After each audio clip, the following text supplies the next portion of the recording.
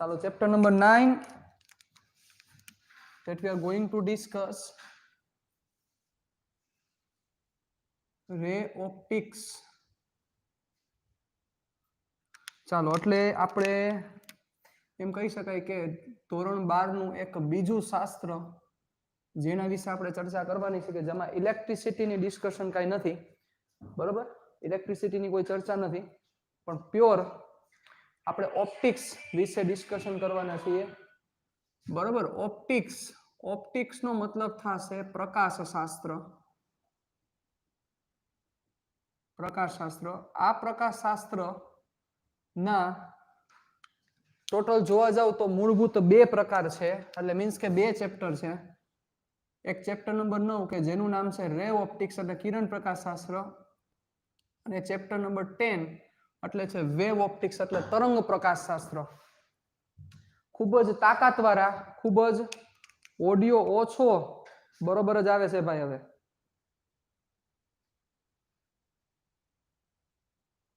અવાજ ધીમો આવે છે બીજા બધાને?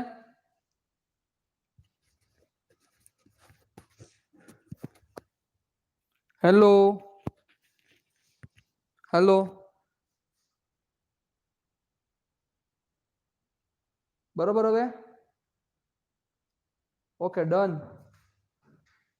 રેડી બધા? ચાલો ઓકે.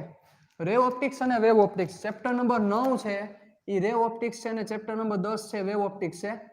ચાલો હવે આ ચેપ્ટરની મહત્વતા વિશે ચર્ચા કરું. આ ચેપ્ટરના 9 માર્ક્સ છે અને આ ચેપ્ટરના 11 માર્ક્સ છે, બરોબર? એટલે એવરેજ જોવા જાવ તો 20 માર્ક્સના ટોટલ ઓપ્ટિક્સના ચેપ્ટર થયા, બરોબર? અને આ બંને પરફેક્ટ તમને સમજાશે પછી તમને ક્વોન્ટમ સમજાશે. એટલે એ ક્વોન્ટમ છે તમારું ચેપ્ટર નંબર 11 એટલે કે ડ્યુઅલ નેચર, બરોબર? એટલે રે ઓપ્ટિક્સ અને વેવ ઓપ્ટિક્સ ની ઇમ્પોર્ટન્સ બહુ વધારે છે, બરોબર? એટલે આમાં ખાસ ધ્યાન રાખજો. ને મોટા ભાગના લોચા જે સ્ટુડન્ટ્સને લાગતા હોય છે આ ચેપ્ટર્સમાં લાગતા હોય છે, બરોબર? રે ઓપ્ટિક્સમાં સ્ટાર્ટિંગમાં બધી બહુ વસ્તુ તમને ઈઝી લાગશે, જો કે તમને તો આખું ચેપ્ટર જ ઈઝી લાગશે કારણ કે આપણે ભણશું જે રીતના એટલે તમને કોઈ પ્રશ્ન જ નહીં થાય, બરોબર? પણ આ ચેપ્ટર ખૂબ જ જમાવટ વાળું ચેપ્ટર છે. ચાલો ઓકે, ઓપ્ટિક્સ એટલે પ્રકાશશાસ્ત્ર. હવે આપણે ચેપ્ટરની શરૂઆત કરીએ. પ્રકાશશાસ્ત્ર એટલે કે પ્રકાશ. હવે એ પ્રકાશની આપણા લાઈફમાં મહત્વતા શું છે? ચાલો તો કે પ્રકાશ છે એ પ્રકાશના લીધે શું થાય? આફ્ટર ઓલ પ્રકાશનો મિનિંગ બીજા શબ્દમાં તમે વેવ કહો તો વેવની ઇમ્પોર્ટન્સ શું છે? ચાલો આપણી લાઈફમાં પ્રકાશની શું મહત્વતા છે? ચાલો રિપ્લાય આપજો. પ્રકાશની મહત્વતાનો શું છે આપણી લાઈફમાં? પ્રકાશથી શું થઈ શકે? વિચારો. ચાલો રિપ્લાય આપજો. ચાલો ઝડપથી બધાના આન્સર મારે જોઈએ છે. જોઈ શકીએ, ઓકે. વિમલનો આન્સર પેલો આવ્યો છે, જોઈ શકીએ, બરોબર. બીજા બધા યસ, જોઈ શકીએ, ઓકે. કોઈ પણ વસ્તુને જોઈ શકીએ, આપણે જોઈ શકીએ, ઓકે. કોઈ વસ્તુ જોવા માટે રેડી, ઓકે. એટલે જોવા માટે યસ. તો ચાલો સૌથી પહેલો ઉપયોગી થયો કે કોઈ પણ વસ્તુ જોવા માટે તો કે લાઇટ જરૂરી છે. લાઇટ ન હોય તો આ શક્યતા નથી, બરોબર? એટલે કે પ્રકાશની રિક્વાયરમેન્ટ છે. હવે વિચારો, સમજવા જેવી વાત એ છે કે ઘણીવાર વસ્તુ સામે પડેલી હોય પણ પ્રકાશ નો એના ઉપર પડતો હોય, આના કારણોસર તમે એને જોઈ શકતા નથી. તમને ખ્યાલ છે? સામી જ પડેલી વસ્તુ હોય પણ એના ઉપર પ્રકાશ ન પડતો હોય તો તમે જોઈ ન શકો. જેમ કે વિચારી લ્યો, કોઈ એક રૂમ છે. હવે આ રૂમમાં પૂરેપૂરું અંધારું છે, સમજજો, બરોબર? હવે આ રૂમમાં બે વ્યક્તિ સામે સામે ઊભી છે, રેડી? ચાલો તો હવે સમજવા જેવી વસ્તુ છે કે બે વ્યક્તિ એક્ઝેક્ટ સામે સામે ઊભી છે, પૂરેપૂરું અંધારા વાળો રૂમ છે, ફૂલ્લી બ્લેક એટલે કે ફૂલ અંધારું છે, બરોબર? ચાલો હવે સમજો કે શું થાય, ધ્યાન આપજો બરોબર રીતે. આ વ્યક્તિ ઉપર ખાલી માત્ર આ વ્યક્તિ ઉપર પ્રકાશ પડે, માત્ર આ વ્યક્તિ ઉપર પ્રકાશ પડે, નંબર 1 અને નંબર 2, બરોબર? માત્ર આ વ્યક્તિ ઉપર પ્રકાશ પડે છે. તો વિચારો, શું પહેલા નંબરની વ્યક્તિ બીજા નંબરને જોઈ શકે? અને બીજો પ્રશ્ન, બીજા નંબરની વ્યક્તિ પહેલા નંબરને જોઈ શકે? ચાલો, મતલબ કે પહેલો બીજાને જોઈ શકે અને બીજો પ્રશ્ન, બીજો પહેલાને જોઈ શકે. ચાલો આ બંનેનો આન્સર શું થશે? રિપ્લાય આપજો મને વ્યવસ્થિત રીતે. ચાલો શું થશે?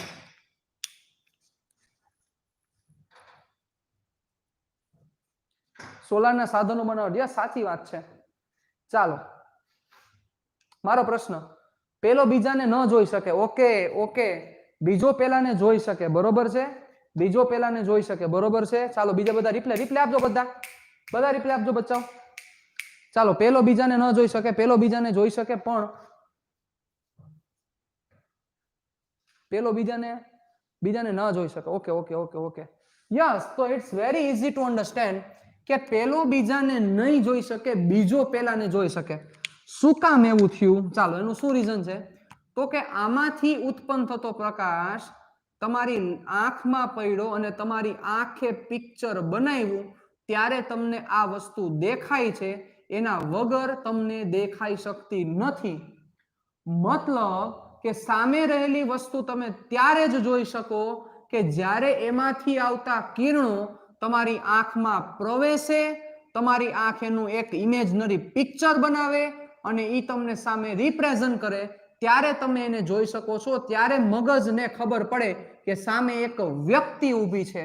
એમનેમ મગજ જોઈ શકતું નથી, એમનેમ કોઈ વસ્તુ દેખાતી નથી, બરોબર. એટલે જ આ વસ્તુ એક સમજવા જેવી વાત છે કે જે બધા યાદ રાખવાની છે. જેમ કે પેલા ઉપર પ્રકાશ પડ્યો પણ પેલો બીજાને જોઈ શકતો નથી. શું કામ? તો કે પેલાને બીજાને જોવા માટે બીજામાંથી આવતો પ્રકાશ પેલાની આંખમાં પ્રવેશવો જોઈએ, ત્યારે એ જોઈ શકે, એમનેમ ન જોઈ શકે. આ વાતનો તમારે ખ્યાલ રાખવાનો છે, આ વાતનું તમારે ધ્યાન રાખવાનું છે. ઓકે ચાલો બીજી વસ્તુ, તો કે ઘણા બધા આના ઉપયોગ છે સાહેબ ઓપ્ટિક્સના, કે અત્યારના તમને હજી નહીં ખ્યાલ હોય કે લેટેસ્ટ જે બધો ઇન્ટરનેટનો જે જમાનો છે આપણો, તો એમાં એક જગ્યાએથી બીજી જગ્યાએ સંદેશો પહોંચાડવા માટે સાહેબ, એક જગ્યાએથી બીજી જગ્યાએ સંદેશો પહોંચાડવા માટે ઓપ્ટિક્સ ઉપયોગ થાય છે, એટલે કે પ્રકાશ ઉપયોગ થાય છે. કારણ કે પ્રકાશની સ્પીડ બહુ વધારે છે, પ્રકાશની સ્પીડ બહુ વધારે છે. આના કારણોસર એનો ઉપયોગ કરવામાં આવે છે. કઈ રીતે કરવામાં આવે છે એની આપણે ચર્ચા કરીશું, બરોબર. એટલે જોવા જઈએ તો પ્રકાશ આપણી લાઈફમાં એવો એક છે, એક અજવાળું, બરોબર. એ અજવાળું છે તો જીવવાની મજા આવે છે. રાત થઈ જાય તો ખૂબ અંધારું થઈ જાય તો આપણને ગમતું નથી સાહેબ.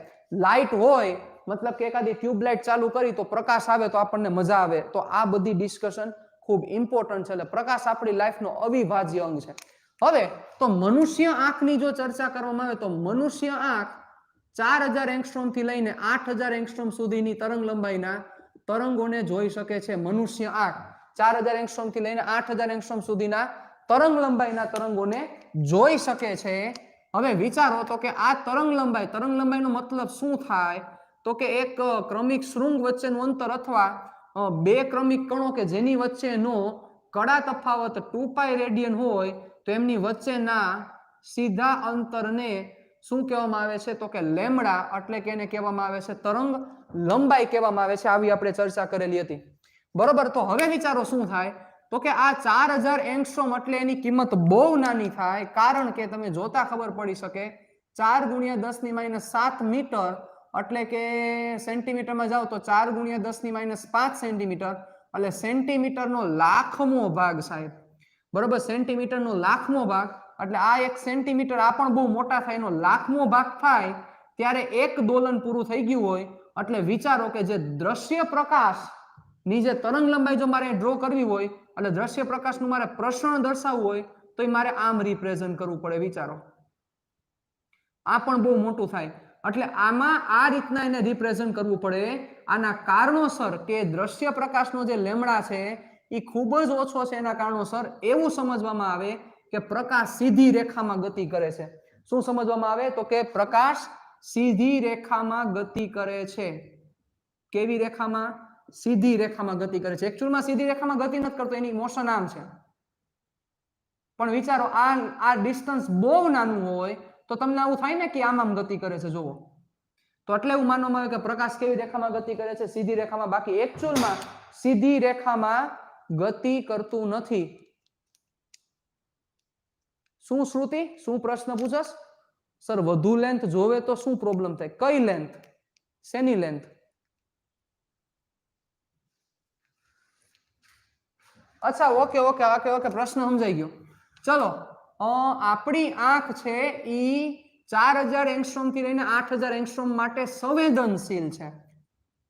સંવેદનશીલ છે એનો મીનિંગ એવો થાય કે આપણી આંખમાં 4000 થી લઈને 8000 એંગસ્ટ્રોમ સુધીના તરંગો પ્રવેશે તો જ આપણી આંખ સામેની વસ્તુ જોઈ શકે, કારણ કે આપણી આંખ 4000 થી લઈને 8000 એંગસ્ટ્રોમ સુધીના તરંગોને જ સેન્સિટિવ કરવા માટે ઉપયોગી છે.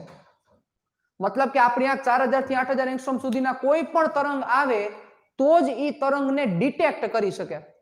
બરોબર, 8000 થી ઉપરના કે 4000 થી નીચેના તરંગો આવે તો આપણી આંખ એને નથી જોઈ શકતી, જેમ કે ઇન્ફ્રારેડ નો જોઈ શકે, યુવી લાઇટ નો જોઈ શકે, એક્સરે નો જોઈ શકે. બરોબર, આ એકે આપણી આંખ જોઈ શકતી નથી. કુદરતે મનુષ્યને બહુ લિમિટેડ બનાવ્યો છે સાહેબ. કુદરતે મનુષ્યને બહુ લિમિટેડ બનાવેલો છે. આપણે એમ કહીએ ને ખાવ લિમિટેશનમાં વ્યક્તિ બનેલો છે.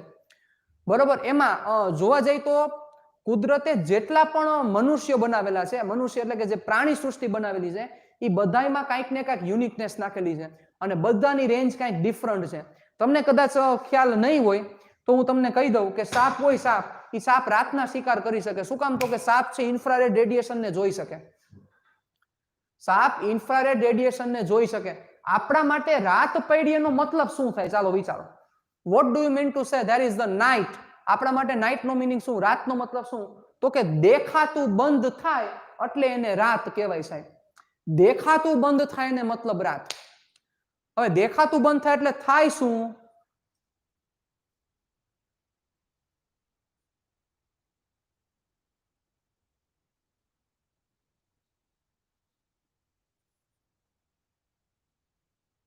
આમાં શું લખે છે? રે ઓપ્ટિક્સમાં આપણે લાઇટને કયા સ્વરૂપમાં લેવાની, વેવ્સ કે કિરણ? બે એક જ વસ્તુ થાય, પણ ફેર પડે બે વસ્તુ આપણે ચર્ચા કરશું. હજી વાર છે, હજી વાર છે, ડિસ્કશન કરશું. બરોબર, એટલે રાતનો મતલબ શું છે? રાતનો મીનિંગ બહુ સિમ્પલ છે કે પ્રકાશ, દ્રશ્ય પ્રકાશ આપણને દેખાતો બંધ થઈ જાય, દ્રશ્ય પ્રકાશ આપણી આંખમાં ન પડે. બરોબર, તો એનો મીનિંગ શું કહેવાય? તો કે એને અંધારું કહેવાય. હા, તો એલા એને જ રાત કહેવાય. વિમલ, તું નો હોય એવા પ્રશ્ન પૂછમાં નહીં યાર. હું તું નો હોય એવા પ્રશ્ન પૂછસ? તો રાતનો મીનિંગ ઈ જ થાય. રાતનો મીનિંગ શું થાય મને સમજાવજો. What do you mean by night? Night નો મીનિંગ લખજો આમાં. શું થાય? એલા તું કઈ મશીન મગજ છે તારામાં? લાઇટ, રાતનો મીનિંગ ઈ જ થાય. આપણે રાત કોને કહી? કોને રાત કહેવાય? તો કે દેખાતું બંધ થાય ત્યારે એને રાત કહેવાય. દેખાતું બંધ થાય એનો મતલબ રાત. બરોબર, એનો મીનિંગ એવો થાય કે દ્રશ્ય પ્રકાશ વયો ગયો, એનો મીનિંગ એવો થશે કે આપણા માટે રાત પડી. સમજો, બહુ વ્યવસ્થિત રીતે સમજો. ઘણી વાર એવું થાય કે કોઈ તમે રૂમમાં વહી ગયા હોય કે જ્યાં પ્રકાશની એન્ટ્રી જ નથી થતી, તો તમને આખી બધી જગ્યા અંધારું લાગશે. બરોબર, હવે તમને બહાર હું વસ્તુ ચાલુ છે તમને ખબર નથી, તો 12 કલાક પછી તમે એ જ રૂમમાં ઊભા હોય તો તમે શું કહેશો? કઈ અંધારું જ છે. બરોબર, રાત છે કે દિવસ છે તમે નક્કી ન કરી શકો. પણ આપણે રાત એટલે એમ એવું સમજીએ કે જ્યારે દેખાતું બંધ થાય એનો મીનિંગ આપણે રાત સમજીએ છીએ જનરલ કેસમાં. બરોબર, પણ હવે વસ્તુ શું થશે વિચારો કે આપણા માટે તો લાઇટ આવી ગઈ છે, આવા બધા ઉપકરણ બની ગયા છે. પહેલાના જમાનામાં એ ઉપકરણ નહોતા. પહેલાના જમાનામાં ઉપકરણ નહોતા એટલે પહેલા દીવાનો ઉપયોગ કરતા નહીં. દીવા નહોતા એની પહેલા તો કે જે ઓલા તારા છે એ તારાની રોશની, પછી ચંદ્ર જ્યારે પૂર્ણિમામાં હોય ત્યારે જે પ્રકાશ છે એના ઉપરથી વ્યક્તિઓ રાતના આખું વર્કિંગ કરતા. બાકી રાત મતલબ કે દેખાતું આપણું બંધ થઈ જાય. બચાવ, આ સમજવાની બહુ અગત્યની વાત છે. પણ રાતે દ્રશ્ય પ્રકાશ વયો જાય. જો તમને યાદ હોય ચેપ્ટર નંબર 11 માં આપણે કદાચ ચર્ચા કરેલી હતી, આઈ ડોન્ટ રિમેમ્બર ધેટ, આપણે ચર્ચા કરેલી હતી. બરોબર, કે ચેપ્ટર નંબર 11 માં ચર્ચા કરી હતી કે રાત થાય, રાત થાય એટલે દ્રશ્ય પ્રકાશ ચાલ્યો જાય, દ્રશ્ય પ્રકાશ વયો જાય. પણ જે ઇન્ફ્રારેડ રેડિયેશન છે, આ ઇન્ફ્રારેડ કિરણો એ જાતા નથી સાહેબ. ઇન્ફ્રારેડ કિરણો વાતાવરણમાં જ હોય છે અને આ ઇન્ફ્રારેડ કિરણોને હીટ વેવ્સ તરીકે ઓળખવામાં આવે છે. આ ઇન્ફ્રારેડ કિરણો વાતાવરણમાં જોઈએ જેના કારણે તાપમાનમાં મોટો તફાવત નથી થતો. એટલે તાપમાનમાં જે ચેન્જ આવે છે ડ્રાસ્ટિક ચેન્જ નથી. એટલે શું થાય તો કે આ પૃથ્વી, તો કે જ્યારે સવાર પડે ત્યારે ટેમ્પરેચર 35 ડિગ્રી સેલ્સિયસ છે, તો રાતનું ટેમ્પરેચર 25 ડિગ્રી સેલ્સિયસ થાય. બાકી જો એકેય વેવ્સ નો રહે તો રાતમાં -40 ડિગ્રી સેલ્સિયસ કે -18 ડિગ્રી સેલ્સિયસ આટલું ટેમ્પરેચર પહોંચી જાય બચ્ચાઓ. પણ થાય છે શું તો કે સમજવા જેવી વાત એ છે કે સૂર્યમાંથી જે આવતા કિરણો છે, આ કિરણો પૃથ્વી જમીન છે એ જમીન શોષીને પાછી ઉત્સર્જન કરે છે. અને ઈ ઇન્ફ્રારેડ સ્વરૂપે ઉત્સર્જન થાય છે. કેના સ્વરૂપે ઉત્સર્જન થાય છે? ઇન્ફ્રારેડ. આ ઇન્ફ્રારેડ કિરણો પૃથ્વીના વાતાવરણમાંથી નથી જતા. પૃથ્વીના વાતાવરણમાંથી ન જવાને લીધે આ ઇન્ફ્રારેડ કિરણો હીટ વેવ્સ એટલે કે ઉષ્મીય કિરણો તરીકે ઓળખાય અને ઈ ટેમ્પરેચર મેન્ટેન કરે. એના કારણોસર તમને ગરમાવો જોવા મળે છે. આ અસરને ગ્રીન હાઉસ અસર કહેવામાં આવે છે. કઈ અસર કહેવામાં આવે છે? ગ્રીન હાઉસ અસર. આ એનું મેઇન કારણ છે. બરોબર. રાતના આ વસ્તુ તમને થાય છે કે રાતના દ્રશ્ય પ્રકાશ વયો ગયો, પણ જે ઇન્ફ્રારેડ રેડિયેશન છે પૃથ્વીના વાતાવરણમાંથી બહાર નીકળી શકતા નથી અને પૃથ્વીના વાતાવરણમાં જ રહે છે. અને આ ઇન્ફ્રારેડ કિરણો સાહેબ બોડીમાંથી નીકળતા જ હોય. જેમ કે અત્યારે હું કહું કે મારા શરીરમાંથી આ ઇન્ફ્રારેડ કિરણો નીકળતા જ હોય. મારા શરીરમાંથી ઇન્ફ્રારેડ કિરણો નીકળે જ છે, પણ આ કિરણો આપણે જોઈ શકતા નથી. એના માટે આપણી આંખ છે એ સેન્સિટિવ નથી. એના કારણોસર આપણે એને જોઈ શકતા નથી. અને આપણે એને જોઈ શકતા નથી એટલે આપણને એવું લાગે કે આપણને દેખાતું નથી સાહેબ. ઓકે,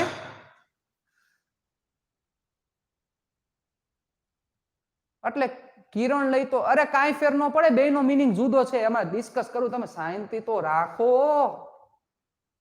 બેયના મીનિંગ જુદા છે યાર, તમે શાંતિ તો રાખો. ભણાવવા તો દો મને, હું ચાલુ કર્યું છે હજી. ભણાવવા તો દો મને. ઓકે, એટલે આપણને દેખાતું બંધ થઈ જાય. હવે એને એક એને મેસેજ ન કરતા, હું જ્યાં સુધી ન કહું ત્યાં સુધી એકે મને પ્રશ્ન પૂછતા નહીં. મને સાંભળો તો ખરી, પછી ચેપ્ટર ચાલુ કર્યું છે યાર મેં.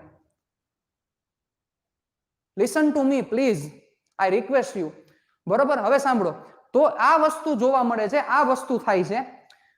એટલે જોવા જાવ તો કે આપણી બોડીમાંથી અત્યારે રેડિયેશન નીકળી રહ્યા છે. સોરી કહેવાની જરૂર નથી, પણ તમે સમજો, હું કહું છું, હું કહીશ તમને. I'm saying you, I'm telling you that I will say what's the difference between the ray and as well as the wave. હું કહીશ તમને, શાંતિ રાખો.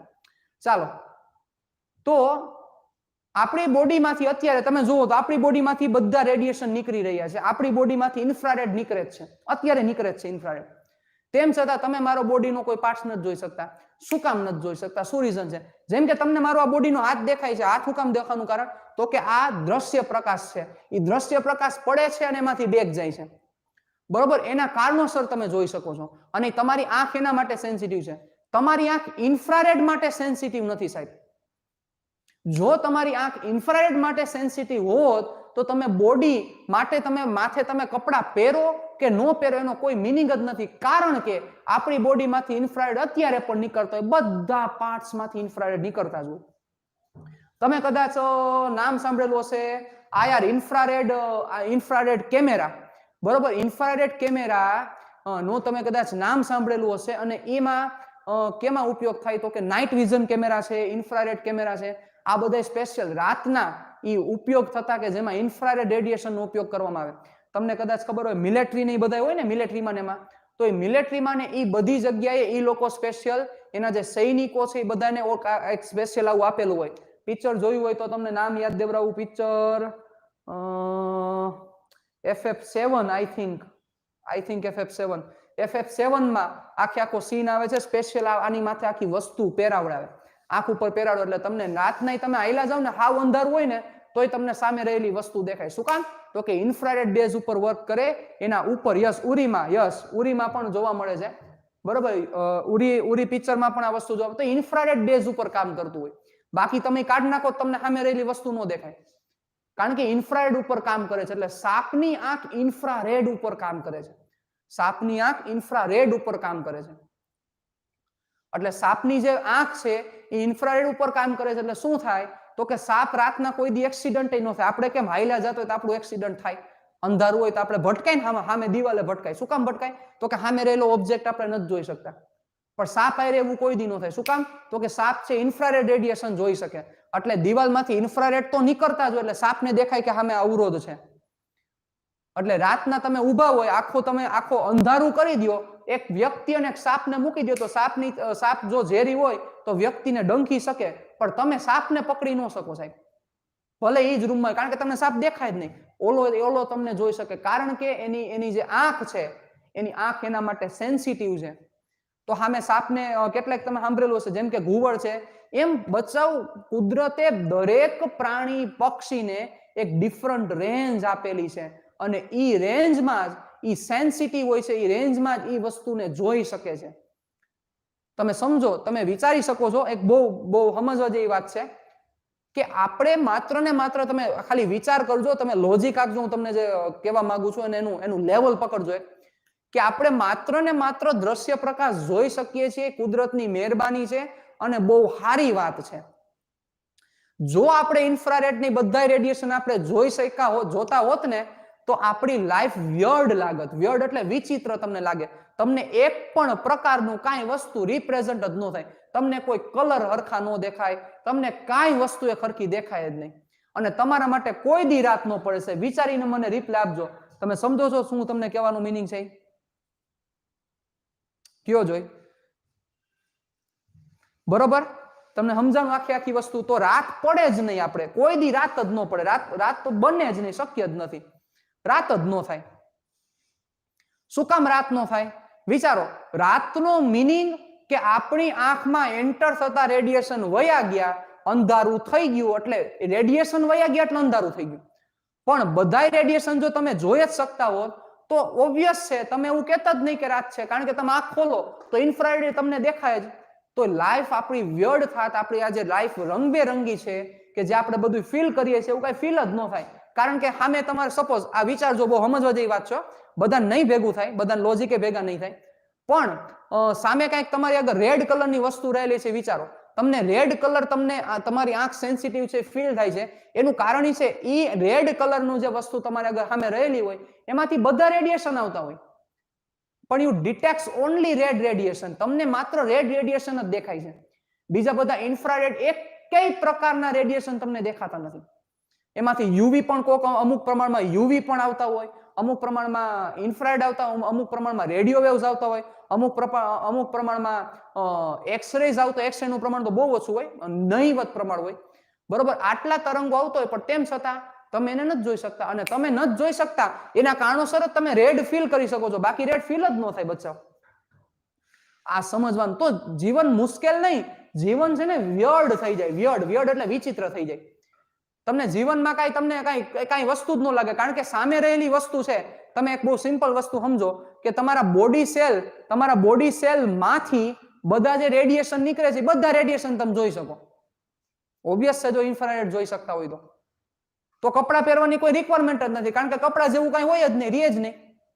કારણ કે તમારું બોડી છે, બરોબર, તમારા બોડીના પાર્ટ્સ છે, ઈ ગરમી ઉત્પન્ન કરે છે, એટલે ઈ ઇન્ફ્રારેડ હોય જ. અને ઇન્ફ્રારેડ ઉત્પન્ન કરતા એટલે તમને તમારા આરપાર તમે ટ્રાન્સપરન્ટ બધી વસ્તુ જોઈ શકો. આવું ઘણીવાર તમે જેમ્સ બોન્ડના મૂવીમાં પણ જોયેલું હોય, બરોબર, કે સ્પેશિયલ જેમ્સ બોન્ડના મૂવીમાં પણ તમે જોયેલું હોય કે સ્પેશિયલ આખું આ ચશ્મા વાપરે અને ચશ્મામાં આખી આ વસ્તુ રિપ્રેઝન્ટ કરેલું તમે જોયેલું હોય ઘણીવાર. તો આ બધી વસ્તુ એ સમજાવવા માંગે છે કે આપણી આંખ 4000 થી લઈને 8000 એંગસ્ટ્રોમ સુધી જ સેન્સિટિવ છે. એ બહુ સારી વાત છે, અને એ એટલી સેન્સિટિવ છે એના કારણોસર જ આપણે જીવી શકીએ છીએ, બાકી ક્યારેય આપણે જીવી ન શક્યા હોત, અથવા આપણી લાઈફ વ્યર્થ થઈ જાય. આવું બધી જગ્યાએ છે ને. લિમિટેશન ખાલી કોઈ એક જગ્યાએ નથી, તમે સમજો. તમે એવું માનતા હોય કે ખાલી માત્ર એક જ જગ્યાએ લિમિટેશન છે, નહીં. તમારા જે હિયરિંગ છે, એટલે કે તમે જે સાંભળો છો, એમાં પણ લિમિટેશન છે. તમે બધું નથી સાંભળી શકતા સાહેબ. તમે જે સાંભળો છો એ 20 હર્ટ્ઝ થી લઈને 20 કિલોહર્ટ્ઝ સુધીની જ આવૃત્તિ છે. 20 હર્ટ્ઝ થી લઈને જ 20 કિલોહર્ટ્ઝ સુધીની આવૃત્તિ છે. વિચારો, તમે એ 20 હર્ટ્ઝ થી નીચેની આવૃત્તિ પણ નથી સાંભળી શકતા, 20 કિલોહર્ટ્ઝ થી ઉપરની આવૃત્તિ પણ નથી સાંભળી શકતા. કુદરતનો ખેલ છે. જેમ કે તમે વિચારો કે કૂતરું હોય, બરોબર, તો કૂતરું છે 20 હર્ટ્ઝ થી નીચેની આવૃત્તિ સાંભળી શકે. ધરતીકંપના તરંગો 20 હર્ટ્ઝ થી નીચેની આવૃત્તિના હોય તો એ સાંભળી શકે. એ કૂતરા પાસે એટલી સેન્સિટિવિટી છે, કુદરત એને આપેલી છે, બરોબર. બીજા કેટલાય જળચર જીવો છે, કેટલાય બીજા જીવો છે કે એ બધા જુદા જુદા રેડિયેશન સાંભળી શકે, જુદી જુદી એક રેન્જ સાંભળી શકે છે, બરોબર. હવે વિચારો, જો તમને ધરતીકંપના તરંગો મળતા હોય તો અત્યારે ધરતીકંપ ચાલુ જ છે, તમે સમજો, ધરતીકંપ ચાલુ જ છે, બરોબર. ધરતીકંપ ચાલુ જ છે તો તમે કોઈ દી હુઈ હકો, વિચારો જોઈએ. આ એક સમજવાની વાત છે, કોમન સેન્સ ની વાત છે. તમે ક્યારે હુઈ હકાવો વિચારો જોઈએ. જો આવી રીતે વર્કિંગ થતું હોય તમે હુઈ હકો ક્યારે? હે? બીજી વસ્તુ, તમે એમ કહો કે અવાજ બંધ કરો ને, તમે એમ કહો કે શાંતિ રાખો ને, અને બધાય શાંત થઈ જાય એનું મીનિંગ શું તમે સમજો? તમે એમ કહો ક્યારે કહો કે શાંતિ મને મળી ગઈ? ચાલો આપ કરો તો ભાઈ, ક્યારે તમે કહો કે શાંતિ મળી ગઈ? શાંતિનો મતલબ શું? ચાલો આમાં આપણો જ કોઈક એક વ્યક્તિ છે કે જેને અનલાઈક ઠોકી છે, કરો તો કોણ છે આ? આપણામાંથી જ કોકે અનલાઈક કરી. વાહ સાહેબ, ટૂંકમાં વિરોધી બેઠા છે મારા. ના આનંદ આવ્યો મને, મને તો મજા જ આવે. અનલાઈક વાળું છે એક તો છે બરોબર. અવાજ બંધ થઈ જાય. વાહ, જો યશવીએ મસ્ત આન્સર આપ્યો છે. અવાજ બંધ થઈ જાય. અવાજ બંધ, પણ અવાજ બંધ થઈ જાય ક્યારે? એમ ક્યારે કાંઈ અવાજ ન આવે એનો મીનિંગ એવો થાય બચ્ચાઓ કે 20 હર્ટ્ઝ થી લઈને 20 કિલોહર્ટ્ઝ સુધીની જે રેન્જ છે ઈ રેન્જ તમારી આંખમાં તમારા કાનમાં ન આવે ત્યારે તમે એમ કહો કે અવાજ હાવ શાંત થઈ ગયો. બરોબર ને? સિમ્પલ. કારણ કે તમે શું એવું માનો છો કે અલ્ટ્રાસોનિક તરંગો છે અત્યારે ન આવતા? આવતા જ હોય, પણ આપણે એને ડિટેક્ટ નથી કરી શકતા. વિચારો. બરોબર, આપણે એને ડિટેક્ટ નથી કરી શકતા. જેમ કે ચામાચીડિયું છે, બરોબર, ચામાચીડિયું ઊભું હોય ને, ચામાચીડિયું બચાવ, ચામાચીડિયા પાસે આંખ જ નથી. ચામાચીડિયા પાસે એક પણ પ્રકારની આંખ જ નથી. બરોબર, તેમ છતાંય બધી વસ્તુ સામે જોઈ શકે. ચામાચીડિયું ઊભું હોય, તમારી એક્ઝેક્ટ તમે સામે ઊભા હોય ને, તો ઈ ચામાચીડિયું એની આંખમાં આંખ નથી, એના મગજમાં તમારું પિક્ચર આખું ઊભું કરી લે. બચાવ, તમે શું સમજો છો યાર? આ તાકાત છે કુદરતની યાર. ઈ આખું પિક્ચર ઊભું કરી નાખે. તમે કાંઈ એની આંખ નથી તોય પિક્ચર ઊભું કરી નાખે કે આમે વ્યક્તિ આવડો ઊભો છે, આ પ્રકારનો વ્યક્તિ ઊભો છે. તો હવે ઈ જે રેડિયેશન, ઈ ચામાચીડિયું જ્યારે પણ ગતિ કરે ત્યારે એને અલ્ટ્રાસોનિક તરંગો ઉત્સર્જન કરવા જ પડે. હવે ઈ તરંગો તમને નથી સંભળાતા. નથી સંભળાતા એનું કારણ તમારી જે કાનની લિમિટેશન છે એટલી આપેલી છે. મતલબ સાહેબ હું એવું કહેવા માંગુ છું કે આપણે તો બહુ લિમિટેડ વર્ઝન છે સાહેબ. જે પ્રકૃતિ છે, આ જે જીવ છે, એનું આપણે બહુ લિમિટેડ વર્ઝન છે. કુદરતે આપણને બહુ લિમિટેડ બનાવેલા છે, બધી રીતે લિમિટેડ છીએ આપણે. આપણે જે માછલી તરતી એમ તરી ન હોકી, એમ સામે માછલી છે એ માછલી રસ્તા ઉપર નો હાલી શકે સાહેબ. ના, નો પડી શકે, નો પડી શકે, એવી હેબિટ નો પડી શકે. તમે ખાલી એક નાનકડી એવી કલ્પના કરો, તમે બધા રેડિયેશન તમે સાંભળી શકો છો. વિચારો તો તમારા માટે અવાજ કોઈ દી બંધ જ ન થાય, તમને કોઈ દી શાંતિ જ ન મળે. તમે એમને સુસાઇડ અટેમ્પ કરો. સિમ્પલ વસ્તુ છે. તમે એમને વિચારો કે આના કરતા જીવવું જ ન જોઈએ આના કરતા તો. કારણ કે બધા રેડિયેશન આવતા હોય, કોઈ શાંતિ નામની વસ્તુ જ નથી, શાંતિ પ્રેઝન્ટ જ નથી. તો કેમ થાય? કારણ કે અવાજ બંધ જ ન થાય. તમે તમારો ખાલી લાઈફ કોમ્પ્લિકેટેડ થઈ જાય, હાઈલી કોમ્પ્લિકેટેડ નહીં, હાઈલી કોમ્પ્લિકેટેડ. જીવી જ ન શકાય. કારણ કે તમને એવું લાગે કે હાલો કે આપણે સાઉન્ડ બંધ કરી દે, તો આ ચામાચીડિયા બોલતા બંધ કરીએ કે બીજા બધા જે એમાંથી પોતાના અવાજ ઉત્સર્જન કરતા જોઈએ જ ન હોકી બચાવ આપણે. મતલબ આપણને ભગવાને બહુ લિમિટેડ બનાવ્યા છે, અને એ લિમિટેડ બનાવ્યા છે એટલે જ આપણે જીવી શકીએ છીએ. બાકી કુદરતની જે શક્તિ છે, એ શક્તિ તો વિશાળ દરિયો છે સાહેબ, વિશાળ દરિયો છે. બરોબર, કે જે આપણે કોઈ દી સમજી જ ન શકીએ. પણ કુદરતે એક બહુ સારી ચેનલ બનાવી છે આખી, કે માણસ છે તો એ માણસને આટલી રેન્જનો અવાજ, આટલી રેન્જનો પ્રકાશ, આટલી રેન્જમાં એ જોઈ શકવો જોઈએ. તો એની સામે કેટલાક પશુઓ છે, કેટલાક પક્ષીઓ છે, એના અવાજ પણ આપણે સાંભળી શકીએ છીએ. પણ કેટલાક અવાજ કે આપણે કાંઈ વસ્તુ નથી જોઈ શકતા. નહીં, કોઈ પણ બધું ન સાંભળી શકે. નહીં યશવી, કોઈ પણ બધું ન સાંભળી શકે. કરેક્ટ આન્સર છે. કોઈ પણ પ્રાણી, કોઈ જીવ બધું નથી સાંભળી શકતો. બરોબર, આખી રેન્જમાં જ આપણે જીવી શકીએ છીએ. બધાને પોતપોતાની ભગવાને એક રેન્જ આપી દીધી કે આ રેન્જમાં આ ભાઈને સાંભળવાનું, આ રેન્જમાં આને, આ રેન્જમાં આને.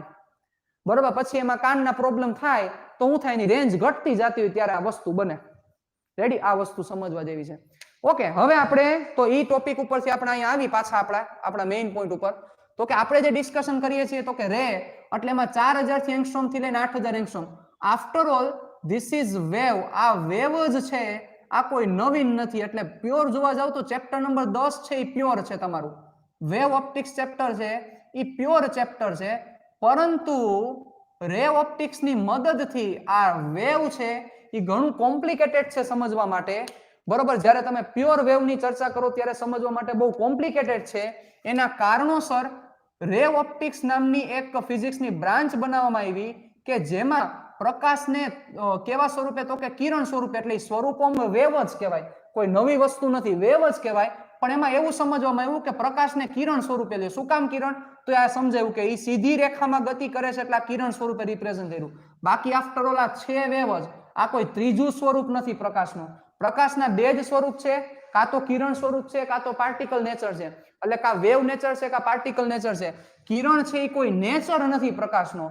કિરણ છે આફ્ટર ઓલ છે વેવ જ, પણ દ્રશ્ય પ્રકાશને સમજવા માટે તમે ઇઝીલી આને કિરણ સ્વરૂપે કન્સિડર કરીને તમે ઇઝીલી બધી વસ્તુ સમજી શકો એના કારણોસર રે ઓપ્ટિક્સ નામની બ્રાન્ચ છે એ વ્યાખ્યાયિત કરવામાં આવી, કે જેથી તમે ઇઝીલી ફાઇન્ડ કરી શકો કે એનો મિનિંગ શું છે, કે કઈ રીતના પરાવર્તન થાય, કઈ રીતના વક્રીભવન થાય, કઈ રીતના બધી વસ્તુ જોવા મળે છે, એ ઇઝીલી થઈ શકે એના કારણોસર આ રે ઓપ્ટિક્સ નામની બ્રાન્ચ ડેવલપ કરવામાં આવી. હાલો આખી વસ્તુ સમજાણી. બાકી આફ્ટર ઓલ આ છે વેવ જ છે, પણ રે ઓપ્ટિક્સ આની મદદથી તમે ઈઝી રીતે ફિઝિક્સને સમજી શકો, ઈઝી રીતે ચર્ચા કરી શકો, એટલે થઈ શકે. એટલે આ રે ઓપ્ટિક્સ છે એની લિમિટેશન છે સાહેબ, કારણ કે લિમિટેશન એની જ હોય ને કે જેને તમે આમ શોર્ટમાં ખાલી બહાર કાઢી લીધું એની લિમિટેશન હોય. વેવની કોઈ લિમિટેશન નથી, વેવ ઓપ્ટિક્સની એક પણ પ્રકારની લિમિટેશન નથી, પણ રેની લિમિટેશન છે. રેને સમજવા માટે થોડીક લિમિટેશન લેવાની છે કે જેને આપણે પૂર્વ ધારણા સ્વરૂપે સમજશું, અને પૂર્વ ધારણા લઈને આપણે રેને સમજવાનું છે, એમને નહીં સમજીએ.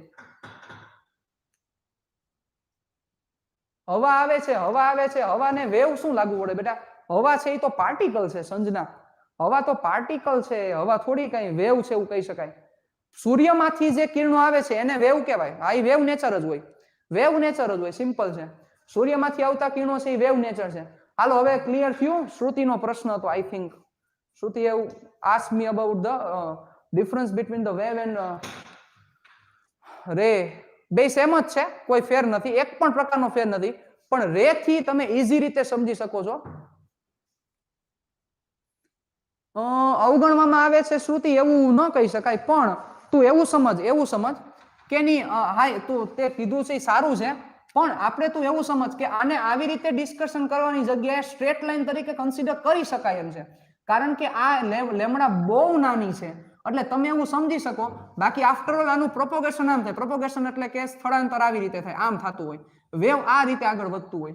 બરોબર. ચેપ્ટર નંબર 15 11th માં તમે ચેપ્ટર નંબર 15 માં ચર્ચા કરેલી હોય કે એમાં વેવ આવી રીતે પ્રોપોગેટ થાય, પણ આ લેમડા બહુ નાની છે એટલે તમને એવું જ લાગે કે આ સ્ટ્રેટ વે માં જાય છે, એટલે તમે એવું કહો છો કે આ કિરણ સ્વરૂપે વર્તે છે. બાકી એકચ્યુઅલમાં કિરણ નથી, એ તો નેચર વેવ જ નેચર હોય સાહેબ, એ વેવ નેચર જ હોય. ક્લિયર? ડન? ચાલો. એટલે કિરણ કોઈ નેચર નથી, એટલે કે પ્રકાશ કિરણ એટલે એવું કઈ પ્રકાશના ત્રણ સ્વરૂપ નથી. નકર તો હમણાં એવું થાય કે પ્રકાશના ત્રણ સ્વરૂપ છે, કે એક તો વેવ, એક કિરણ, કિરણ નવું સ્વરૂપ. એ કિરણ નથી, વેવ જ છે. પણ વેવને સમજવા માટે આને કરતા ઈઝી સમજવા માટે પ્રકાશને કિરણ સ્વરૂપે કન્સિડર કરવામાં આવ્યું, અને એ કિરણ સ્વરૂપે કન્સિડર કરવાનું એકમાત્ર કારણ આનો લેમડા બહુ નાનો છે. રેડી? તો સામે એની લિમિટેશન છે.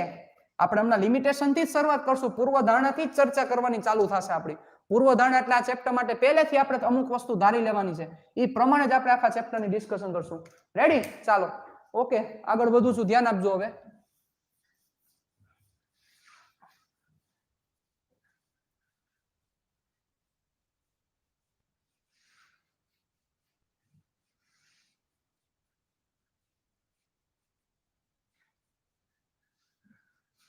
ચાલો, તો સૌથી પહેલી પૂર્વધારણા એટલે અઝમ્પશન.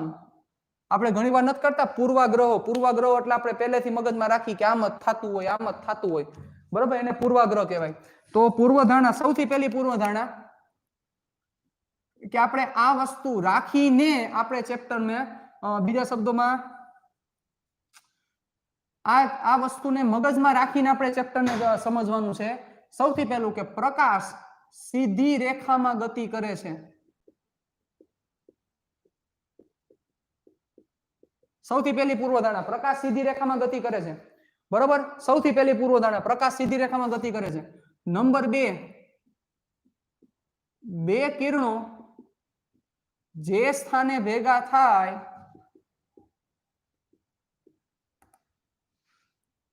તે સ્થાને તે એકબીજાને ખલેલ પહોંચાડતા નથી.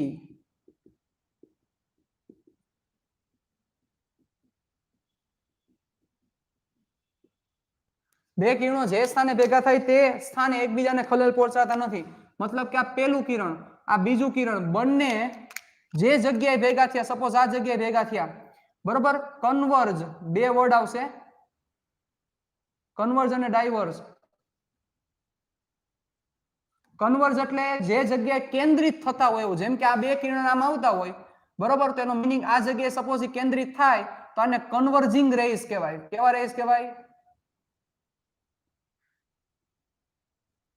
બરોબર. અને અહીંથી જે નીકળતા હોય તો એને ડાયવર્જિંગ કહેવાય. ડાયવર્જિંગ એટલે દૂર જવું, કન્વર્જ એટલે ભેગું થવું. તો આ શું કહેવા માંગે છે બીજી પૂર્વધારણા? બે કિરણો જે સ્થાને ભેગા થાય તે સ્થાને તે એકબીજાને ખલેલ પહોંચાડતા નથી.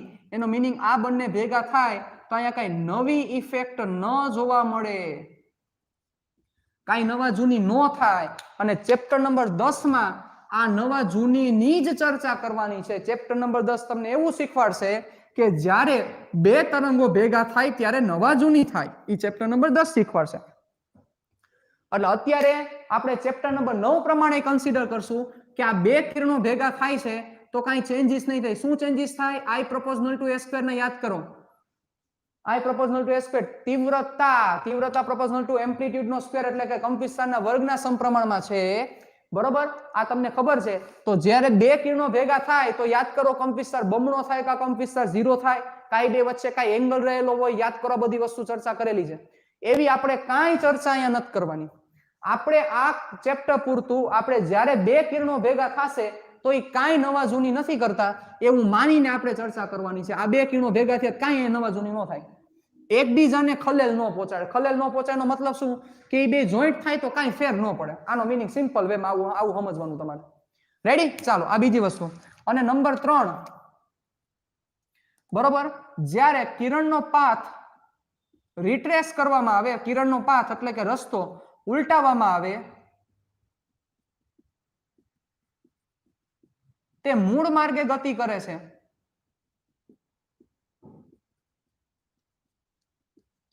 કિરણનો રસ્તો ઉલટાવતા તે મૂળ માર્ગે ગતિ કરે છે. મીનિંગ આવો થયો કે સપોઝ આ કોઈ સરફેસ છે, આ સરફેસ ઉપર તમે એક કિરણ આપાત કર્યું અને અહીંથી આ કિરણ પરાવર્તિત થયું માની આપણે. ચાલો જોજો. તો હવે આનો પાથ રિટ્રેસ કરવામાં આવે. તમે કેમ મેસેજ રિટ્રેસ કરો છો? રિટ્રેસ એટલે મેસેજ પાછો ખેંચી લ્યો, બરોબર. તો જ્યારે આનો પાથ રિટ્રેસ કરવામાં આવે એટલે કોઈ વસ્તુ રાખીને સપોઝ આનો પાથ ઉલટાવી નાખ્યો તો એ પોતાના મૂળ માર્ગે ચાલ્યો જાય, પોતાનો પાથ ચેન્જ ન કરે. This is the third assumption as we have take before the starting of the ray optics. Ready? આ ત્રણ ઉપર આપણે હાલવાનું છે. 3 assumption ઉપર આપણે ચાલવાના છીએ. પેલું, પ્રકાશ સીધી રેખામાં ગતિ કરે છે. નંબર 2, બે કિરણો જે સ્થાને ભેગા થાય તે સ્થાને તે એકબીજાને ખલેલ પહોંચાડતા નથી, મતલબ ભેગા થાય તો કાંઈ ઇફેક્ટ નહીં જોવા મળે. અને ત્રીજું, કિરણ રસ્તો ઉલટાવતા તે મૂળ માર્ગે ગતિ કરે છે. જ્યારે કિરણનો પાથ ઊંધો કરવામાં આવે ત્યારે મૂળ માર્ગ આવેલો જાય. 3 assumption ઉપર આપણું ચેપ્ટર હાલવાનું છે. ચાલો, ક્લિયર અહીં સુધી બધાને? પરફેક્ટ. રિપ્લાય આપજો મને વ્યવસ્થિત રીતે. રેડી? ચાલો, ડન. એના પછી સૌથી પહેલી અસર કે જે અસર તમે 9મા ધોરણમાં ભણી ગયા છો, અને 9માં તો નહીં, કદાચ 10માં ભણ્યા છો, પરાવર્તન. ચાલો, પ્રકાશનું પરાવર્તન. પ્રકાશનું પરાવર્તન, that is the reflection of the rays, reflection of the light.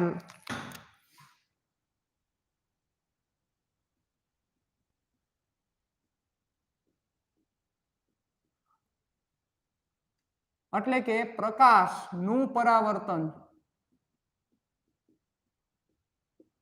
ચાલો, શું કહેવા માંગે છે? સપોઝ એક સપાટી આપણે લઈ લીધી, પ્રકાશનું પરાવર્તન આવડતું જશે મોટા ભાગને.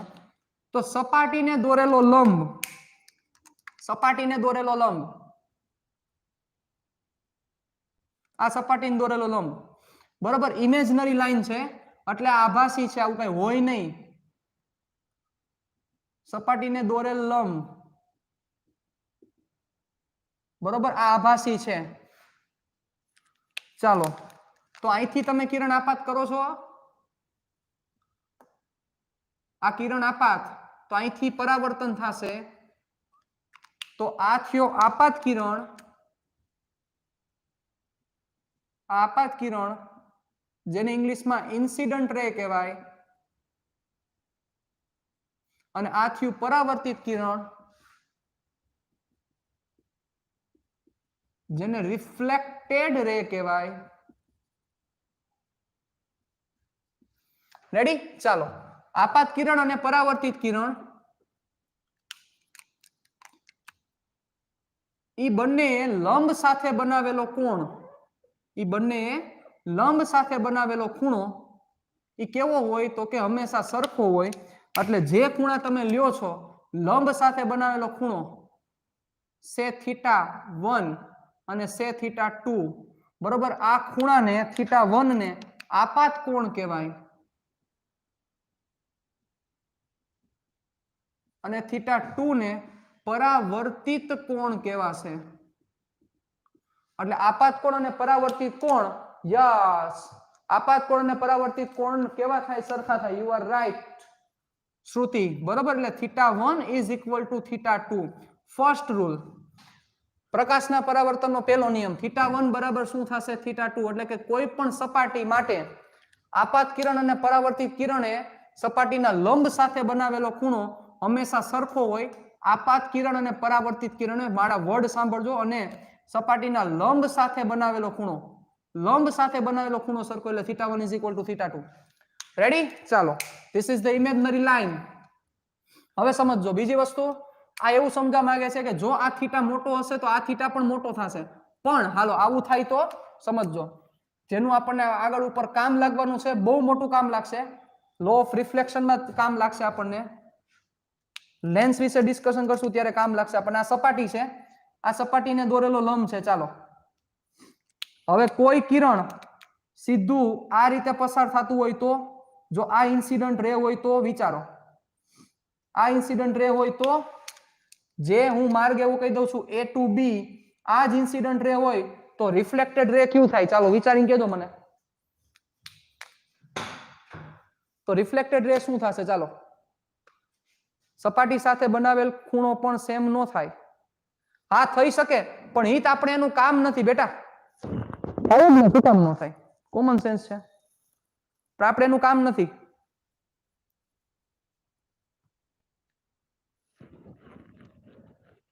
એટલે એ જ ન થાય, એ જ ન કહેવાય, એ ખોટી. યસ, ડાયરેક્શન ઉલટી થાય, બદલી ન જાય, બદલે નહીં, એ શબ્દ પ્રોપર યુઝ કરો, ઉલટી થાય ડાયરેક્શન, ડિરેક્શન ઉલટી થઈ જાય. એટલે A to B આવે છે તો એ રિટ્રેસ કરે એનો પાથ, બરોબર. એટલે યાદ રાખજો, આગળ ઉપર કામ આવશે, આગળ કામ આવશે, યાદ રાખજો, યાદ રાખજો, ખાસ વસ્તુ મગજમાં રાખજો કે જ્યારે તમારે કોઈ કિરણને રિટ્રેસ કરવું હશે, રિટ્રેસ મતલબ રિટ્રેસ નો મીનિંગ ઈ જ માર્ગે એને પાછું ખેંચવું હોય, તો તમારે ઈ કિરણને એવી રીતે તમારે સપાટી ઉપર આપાત કરવું પડશે કે ઈ સપાટીના લંબ સાથે 0 નો ખૂણો બનાવે. વિચારો, આ સપાટીને દોરેલો લંબ છે અને એની સાથે બનતો ખૂણો 0 છે, વિચારો. એટલે θ1 is equal to θ2 is equal to 0. તો જ્યારે તમારે કિરણને રિટ્રેસ કરવું હશે, મતલબ કે અહીંથી સપોઝ એક કિરણ ગયું, આ કિરણ આમ આમ જાય છે, હવે ઈ જ માર્ગે તમારે પાછું જોતું હોય તો સામે તમે કિરણને એવી રીતે ભટકાડો કે જેથી ઈ સપાટીને દોરેલો લંબ અને આ કિરણને બનાવેલો ખૂણો 0 થવો જોઈએ, તો જ પાથ ઊંધો થાય અને તો જ ઈ વસ્તુ આવે. કારણ કે જો 1 ડિગ્રીનો પણ ખૂણો બન્યો તો સામે 1 ડિગ્રીનો ખૂણો બનશે, મતલબ કે કિરણ ઈ પાથ ઉપર પાછું નહીં આવે. ચાલો, ક્લિયર થયું બધાને? વ્યવસ્થિત રિપ્લે આપજો ઝડપથી. બધાને ક્લિયર થઈ ગયું શું સમજાવવા માંગુ છું? એટલે જ્યારે તમારે કિરણ ઈ જ માર્ગે પાછું જોતું હોય છે, જો સાંભળજો, આના બેઝિક બહુ ઇમ્પોર્ટન્ટ છે રે ઓપ્ટિક્સના. રે ઓપ્ટિક્સ અમુક બેઝિક ઉપર બહુ વ્યવસ્થિત કામ કરે છે, એટલે તમને હાવ ઈઝી પડી જશે ચેપ્ટર. બેઝિક ભૂલ્યા તો મરી જાશો, તો ભેગું નહીં થાય ચેપ્ટરમાં. ક્લિયર? ડન. ચાલો, આ વસ્તુ મગજમાં રાખજો. એટલે જ્યારે તમારે કિરણને ઈ જ માર્ગે રિટ્રેસ કરવું હોય તો ત્યારે તમારે સપાટીને લંબ સાથે બનાવેલો ખૂણો 0 હોય અથવા એ સપાટીને લંબ રૂપે કિરણ આપાત થવું જોઈએ, એટલે એ જ માર્ગે પાછું કિરણ આવે. રેડી? ચાલો, ઓકે. હવે પેલું બીજો રૂલ આવો તો યાદ કરો. બીજો રૂલ આવો તો પરાવર્તનનો, કે આપાત કિરણ, પરાવર્તિત કિરણ અને સપાટીને દોરેલો લંબ એક જ સમતલમાં હોય છે. આપાત કિરણ, પરાવર્તિત કિરણ અને સપાટીને દોરેલો લંબ હંમેશા એક જ સમતલમાં હોય છે, અને આ બંને કિરણો લંબની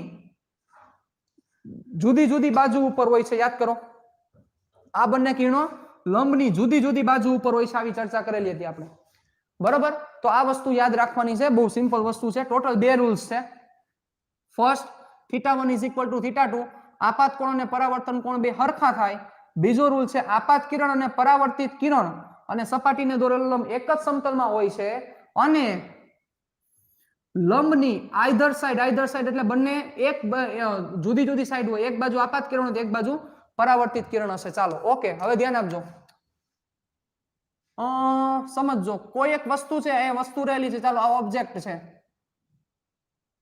આપણા બે વર્ડ બહુ ઇમ્પોર્ટન્ટ આવશે બહુ વધારે પડતા બોલવાનું થશે વસ્તુ અને પ્રતિબિંબ ઓબ્જેક્ટ અને ઇમેજ આવા વર્ડ બહુ યુઝ કરવાનું થશે એટલે ધ્યાન રાખજો ચાલો અહીંયા એક મેં વસ્તુ રાખેલી છે હવે આ વસ્તુમાંથી કેટલા કિરણો નીકળતા હશે ચાલો કયો જોઈ આ વસ્તુમાંથી કિરણો કઈ બાજુથી નીકળતા હશે કયો આ વસ્તુમાંથી નીકળતા કિરણો કઈ બાજુ થશે યસ ચાલો બધા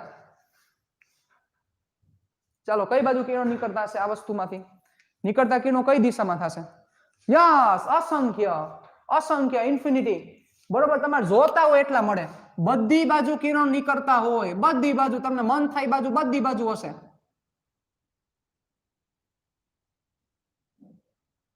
બરોબર હવે આ એક મારે તમને વસ્તુ લખાવવાની છે હું તમને લખાવી દઉં પાથ રિટ્રેસ કરવા માટે પછી આના ઉપર વહી જાવ કારણ કે ન્યાય એક વસ્તુ હું લખાવીશ ચાલો ધ્યાન રાખજો જ્યારે આપાત કિરણ કોઈ સપાટીને લંબ રૂપે આપાત થાય એટલે કે લંબ સાથે બનાવેલ ખૂણો 0 થાય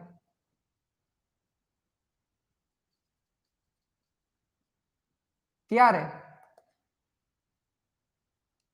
પરાવર્તિત કિરણ અને આપાત કિરણ દિશા એકબીજાથી વિરુદ્ધ હશે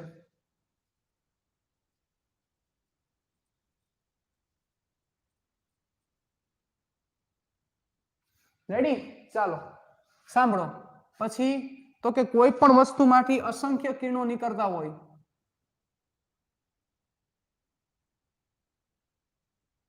માંથી બધી દિશામાં કિરણો નીકળે છે કોઈ પણ વસ્તુમાંથી બધી દિશામાં કિરણો નીકળે છે પણ આપણે જ્યારે જે જરૂરિયાત હશે એના વિશે જ ચર્ચા કરીશું આપણે બધા કિરણો વિશે ડિસ્કશન કરવાના નથી આ વસ્તુને ધ્યાનમાં રાખજો આપણે ખાલી જે કિરણોની રિક્વાયરમેન્ટ છે એ કિરણો વિશે જ ચર્ચા કરશું આપણે બધા કિરણોની ડિસ્કશન નહીં કરીએ નીકળતા બધી બાજુ હોય ચાલો ઓછામાં ઓછા ખાલી જગ્યા કિરણો ઓછામાં ઓછા ખાલી જગ્યા કિરણો પ્રતિબિંબ રચે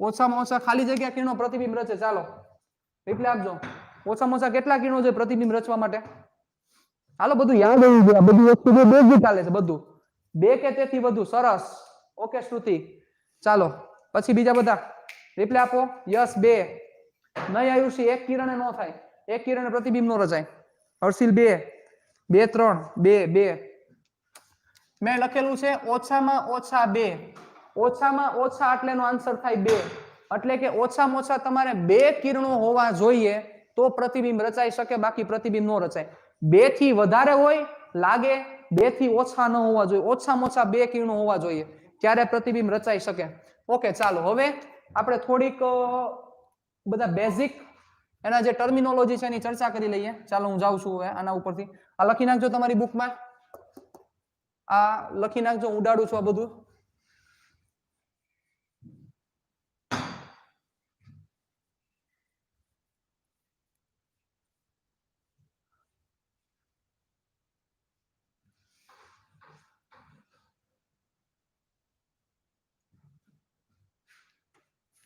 ચાલો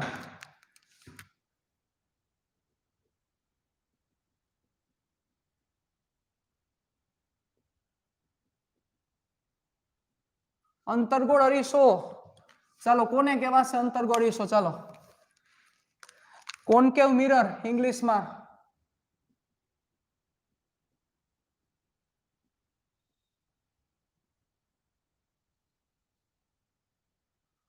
કોન્કેવ મિરર.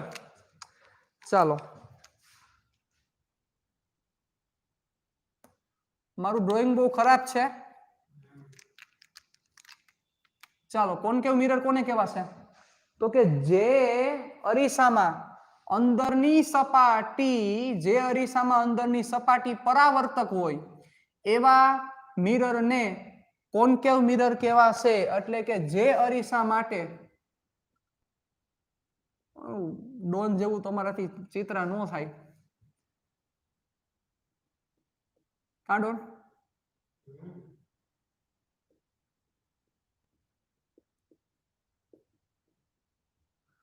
જે અરીસા માટે અંદરની સપાટી પરાવર્તક હોય બરોબર, એટલે કે અંદરની સપાટી પરાવર્તન કરે, અંદરની સપાટી ઉપર તમે કોઈ પણ કિરણો એપ્લાય કરો એ તમને આમાં રિફ્લેક્ટ કરે એવા મિરરને કોન્કેવ મિરર કહેવાય. એટલે કે આમાં બહારની સપાટી ને સિલ્વર ઢોળ ચડાવેલો હોય સાહેબ, એટલે બહારની સપાટીને શું કરી હોય? ચળકતી ઢોળ ચડાવેલો હોય બરોબર. અથવા તમે એવું ન વિચારવું હોય તો જરાય મૂંઝવમાં બહારની સરફેસ ઉપર આખું એક લેયર રાખી દઈએ કે ત્યાંથી ઈ કિરણ અંદર એન્ટર ન થાય, અંદરની સપાટી જ પરાવર્તક રહે, તો એવા અરીસાને કેવો અરીસો કહેવાય? કોન્કેવ મિરર કહેવાય, અંતર્ગોળ અરીસો કહેવાય. અને what is the convex mirror? Convex mirror નો મીનિંગ શું થાય? તો કે જે અરીસા માટે બહારની સપાટી પરાવર્તક હોય, અંદરની સપાટી ઉપર ઢોળ ચડાવેલો હોય, ચાંદીનો ઢોળ, એટલે કેવાનું હોય આમાં કેટલાય નથી કેતા નીટ જેડબલ બધું આવી જાય છે. એટલે આમાં આવું હોય ને બાપુ અમને પછી હાલો બરોબર. ચાંદીનો ઢોળ એટલે આમાં શું થશે? તો કે જે અરીસા માટે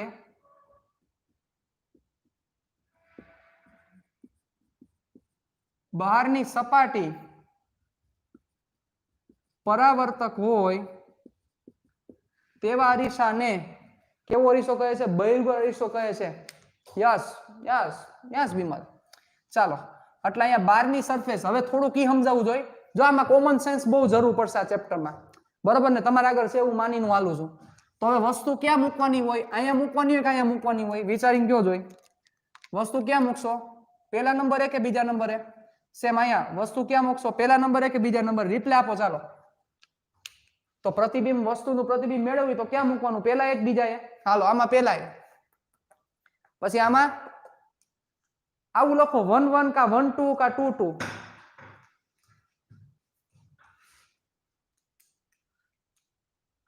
આવું લખો, આવું લખો બચાવ. સાંભળો આવું લખો 1 1 2 2. કઈ રીતે એમ લખો? મહાદેવ મહાદેવ મહાદેવ. એ બાપા બાપા બાપા, અહીંથી મને આત્મહત્યા કરવાનું મન થાય છે. અહીંથી સીધો આત્મહત્યા કરવું ને એવું મને મન થાય છે. માનસી કેદી તારામાં બુદ્ધિ આવશે બાપા બાપા બાપા. મહાદેવ મહાદેવ મહાદેવ. અલાવ હું તમે યાર આ સરફેસ પરાવર્તન કરે, અહીંયા તમે કોઈ વસ્તુ મૂકો તો આ સપાટી પરાવર્તન જ ન કરે તો આ સપાટી પિક્ચર ક્લિયર કેવી રીતે કરે? ઇમેજ તો બનાવવું પડે ને. તમે અહીંયા મૂકો તો આ સપાટી ઇમેજ બનાવે? હાલી હું નીકળા હો. પેલામાં પેલું આવે સાહેબ. હવે મગજ આખો જ હોય આમાં કેટલાક ડોબાવ બીજા આમાં આવે નો આવે આ આવે. તમે અહીંયા રાખો, અહીંયા તમે ઓબ્જેક્ટ રાખો, તમારે કાંઈક તો મગજ સેન્સ વાપરો. અહીંયા ઓબ્જેક્ટ રાખો તો અહીંથી કિરણો નીકળતા હોય પણ આ પરાવર્તન જ નથી કરતું. આ પરાવર્તન કરે તો ઇમેજ બને ને. હું એમ તો કીધું એ બા બેયમાં એક નંબર આવે. આમાંય તમારે અહીંયા જ રાખવું પડે, અહીંયા રાખો તો જ ઇમેજ ક્રિએટ થાય, બાકી ઇમેજ જ ક્રિએટ ન થાય. અહીંથી કિરણ નીકળે તો અહીંથી કઈક પરાવર્તન થાય તો તમને ભાસ થાય, તો એવા પિક્ચર ક્રિએટ થાય, બાકી પિક્ચર જ ક્રિએટ ન થાય, ઇમેજ જ ન બને. મગજ આગળ. મતલબ તમારે આમાં પણ પહેલા સ્થાન ઉપર અહીંયા જ રાખવું પડે, જે બાજુ પરાવર્તન કરતી હોય ઈ બાજુ તમારે ઓબ્જેક્ટ રાખવો પડે. અહીંયા આ બાજુ કરે છે તો આ બાજુ ઓબ્જેક્ટ રાખવો પડે, અહીંયા આ બાજુ કરે છે તો આ બાજુ ઓબ્જેક્ટ રાખવો પડે. હવે અહીંયા ઓબ્જેક્ટ રાખો તો અહીંથી કિરણો નીકળે, આ પરાવર્તન જ ન કરે, શોષી લે બધું. મહાદેવ મહાદેવ મહાદેવ. બરોબર ને? એમાં કેટલાય સાચા હતા એવું નથી, આમાં કેટલાય જણાએ મને સાચા જવાબ દીધા હતા. હિતે આપ્યો તો પછી ઘણા બધા આપ્યો તો, મેં જેના જોયા એને હું કહું કેટલાય મને આપ્યા હતા સાચા. જોવો હમણાં આમાં કોમન સેન્સ કેટલી ને હમણાં ખબર પડી જાય.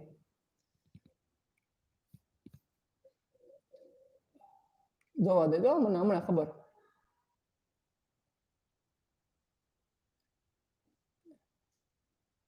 ચલો, અમને સાચો આન્સર આપ્યો તો, પછી દ્રષ્ટિ, જયરાજ, આયુષી, બાએ પેલામાં સાચો આન્સર આપ્યો તો, પછી યશવી નો આન્સર બીજામાં ખોટો હતો, પછી હિતે બે સાચા આપ્યા હતા મને યાદ છે, માનસીએ લોચા માર્યા, પછી અક્ષય, હર્ષિલ, કરણ, કૃતિ, અમનના બે સાચા હતા, વિમલના બે ખોટા હતા, મશીન 1 નંબરનું, હિતના બે સાચા, અવનિકા બે ખોટા. હાલો કલાકારો સમજા?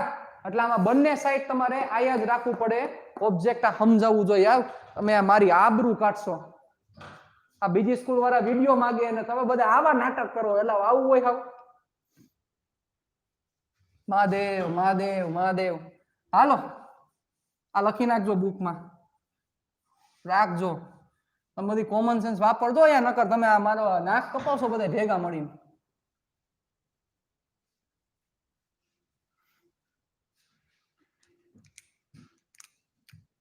ઓકે હાલો જોવો. ચાલો હવે જોવો, ખૂબ જ અગત્યની હવે ચર્ચા. હું ખાલી હવે અત્યારે કોન્કેવ મિરર અંતર્ગોરીસા માટે ચર્ચા કરું છું.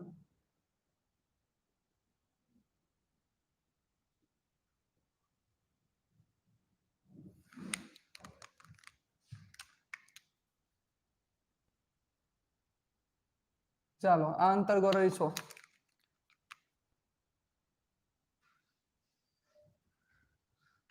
ચાલો સમજો. સૌથી પહેલી વાત, સૌથી પહેલું સમજવાની છે વ્યાખ્યા, જેને કહેવાય ધ્રુવ, અરીસાનો ધ્રુવ, જેને ઇંગ્લિશમાં કહેવાશે પોલ. શું કહેવાશે? પોલ.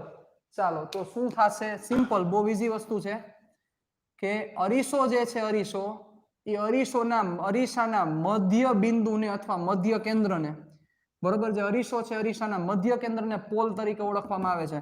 આ પોલની બહુ અગત્યતા છે, બહુ મોટી અગત્યતા છે, ધ્યાન આપજો. અંતર્ગોળ છે એટલે બહારની સપાટી હું ચળકતી કરી નાખું છું, અને એને P વડે રિપ્રેઝન્ટ કરવામાં આવે છે, P. રેડી? તો ધીસ ઇઝ ધ્રુવ, પોલ. ચાલો એના પછી નંબર છે બીજો, વક્રતા કેન્દ્ર. વક્રતા કેન્દ્ર જેને કહેવામાં આવશે પ્રિન્સિપલ ફોકસ.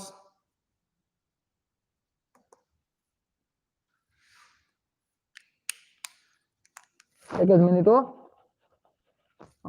એનું ઇંગ્લિશ નામ છે ને, એક minute, radius of curvature, sorry centre of curvature, આવું છે.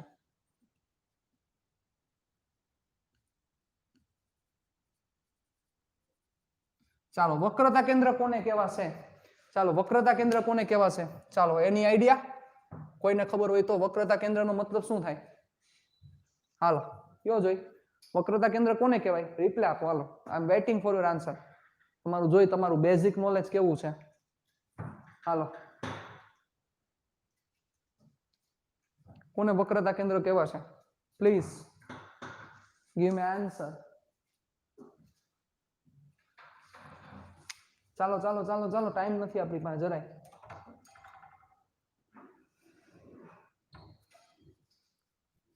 ઓકે અરીસો જે ગોળામાંથી બનાવ્યો છે એની ત્રિજ્યા હાલી હું નીકળો એ બોગા હા શ્રુતિ ઇઝ કરેક્ટ ગોળાનું કેન્દ્ર કલ્પેશ કેમ ઇન માર્કેટ ઓકે મેવી સેઝ ગોલીય કવચના મધ્ય બિંદુને નહીં મેવીસ જે ગોળામાંથી અરીસો બનાવ્યો તેના કેન્દ્રને બરોબર છે રેડિયસમાં ધ્રુવ પર રહેલું બિંદુ એ બા તું તો આઈ જાય તું કઈ હું ખાઈને બેઠી હો આ શું મૂળમાં બેઠી હો તું આયુષ ઇઝ કરેક્ટ ઉર્વી જે ગોળા પોળા ગોળા અરીસો બંને એના કેન્દ્ર ઓકે ઉર્વી જયરાજ સેઝ અરીસો જે ગોળામાંથી બનાવે સંજના કુલદીપ ગોસાઈ ગોળાના સેન્ટર ને ઓકે ગોળાનું centre okay okay okay okay okay okay okay okay okay okay અલા તને મન થાય તો કહેવાનું પણ તું તો હમણાં કેન્દ્ર લંબાઈનું ચાલુ થઈ જાય એવું થોડું હોય એટલા ગોળાનું સેન્ટર અરીસો જે ક્લાસ ટોપિક વાઇઝ પ્રશ્ન પૂછું 2 જ મિનિટ શ્રુતિ 2 મિનિટ ખમી જાય ગોળાનું સેન્ટર ઓકે અમન અદિતિ સેઝ શ્રુતિ તમે હા પાડો તો હા મારી નાદ ન હોય કોઈ દી પ્રશ્ન નહીં પણ હું ભણાવું ને ત્યારે તમે ઘડીક ખમો પછી પ્રશ્ન પૂછજો જે માટી બનાવવાના ઓકે ઓકે ઓકે હાલો હાલો હાલો સાંભળો સાંભળો સાંભળો જો ભાઈ વક્રતા કેન્દ્રનો સિમ્પલ મીનિંગ છે આ અરીસો જે ગોળામાંથી બનાવવામાં આવેલો હોય એના કેન્દ્રને સપોઝ ગોળો આવો હતો સપોઝ ગોળીય કવચ માની લ્યો આવો હતી આવી હતી એમાંથી આ અરીસો બનાવ્યો અહીંથી આમ કટ મારી આવી રીતે અહીંથી આમ કટ મારીને અરીસો બનાવ્યો તો આનું જે કેન્દ્ર હોય એટલે જે ગોળામાંથી અરીસો બનાવ્યો હોય એના જે કેન્દ્ર છે એ કેન્દ્રને વક્રતા કેન્દ્ર સી વડે રિપ્રેઝન્ટ કરવામાં આવે that is the centre of curvature curvature curvature એટલે વક્રતા વક્રતા એને કર્વેચર કહેવાય વક્રતા કેન્દ્ર એટલે કે વક્રતાનું સેન્ટર સપોઝ અહીંયા છે એટલે એનું સી વડે રિપ્રેઝન્ટ કરી દઉં છું આ સી ચાલો તો અહીંથી વક્રતા ત્રિજ્યા સીધી વ્યાખ્યા આવી જાય ચાલો હિતે જેની વ્યાખ્યા ઓલરેડી આપી દીધી that is radius of curvature radius of curvature ચલો what is the radius of curvature જે ગોળામાંથી અરીસો બનાવવામાં આવેલો છે જે ગોળામાંથી અરીસો બનાવવામાં આવેલો છે એની ત્રિજ્યાને એટલે આ ગોળામાંથી અરીસો બનાવ્યો છે તો આની ત્રિજ્યાને વક્રતા ત્રિજ્યા કેપિટલ R વડે રિપ્રેઝન્ટ કરવામાં આવે છે so this is radius of curvature which is denoted by R હાલો આની વ્યાખ્યા ક્લિયર રેડિયસ ઓફ કર્વેચર એટલે કે આ C અને P વચ્ચેનું અંતર કહી શકાય યશ શ્રુતિ કહી શકાય ચાલો અરીસો જેમાંથી બનાવવામાં આવેલો છે તેની ત્રિજ્યાને હાલો એના પછી મુખ્ય અક્ષ what is the definition of the principal axis what's the definition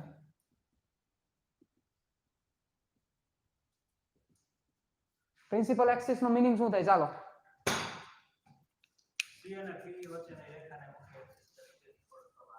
એવી કોઈ રેખા હોતી નથી એટલે બોલવું પડે C અને P માંથી પસાર થતી આભાસી રેખાને yes that is the imaginary line which is passing through P and C is called the principal axis yes Shruti you are right P માંથી નીકળતી રેખા હાલી હું નીકળો એ ભાઈ હિતમાં કેદી આવશે આ હિત માતાજીની દયા છે હાલો imaginary axis which is passing through P and C is called the principal axis એટલે કે P અને C માંથી પસાર થતી કાલ્પનિક રેખાને એવી કોઈ રેખા દેખાતી નથી તમે કોરિસો લે તો દેખાય નહીં કે જો આ મુખ્ય અક્ષ છે બરોબર પસાર થતી રેખા વર્ડ યુઝ કરો કાલ્પનિક રેખા P અને C માંથી પસાર થતી કાલ્પનિક રેખાને imaginary line passes through P and C is called principal axis મુખ્ય અક્ષ ચાલો એના પછી that is the મુખ્ય કેન્દ્ર એટલે કે principal focus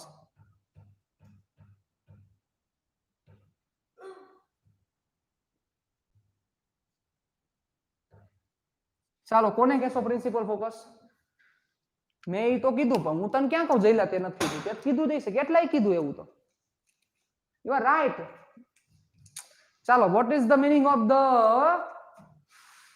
principal focus બિંદુ P ને બાપુ જાવ ને તમે હવે હાલી હું નીકળા હો શ્રુતિ સેઝ અનંત અંતરેથી આવતા કિરણો જે બિંદુએ કેન્દ્રિત થાય તેને F કહેવાય. Okay, P2/2. એટલા આમાં હે ને બધી ગર્લ્સ બેઠી બાકી તો ગાયરું થાતો મારે મોઢાની આઈ જાય.